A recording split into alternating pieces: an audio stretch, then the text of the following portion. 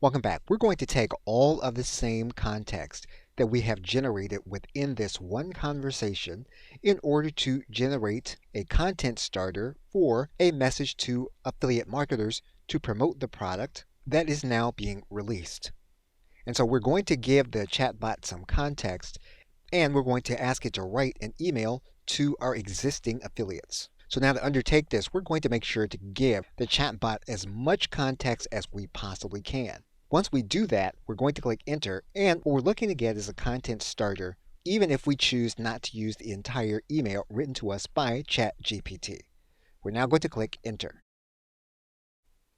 And we have been given an error message, so what we're going to do is we're going to copy this information, and we're going to hit the F5 button. And we're going to come back, and we're going to try to repaste the same information. And we're going to hit enter to see if our query is going to be answered.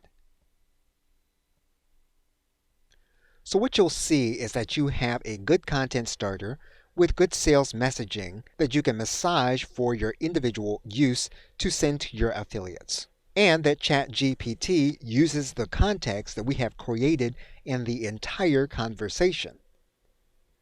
Okay, so with that, thanks, and I will see you in another video.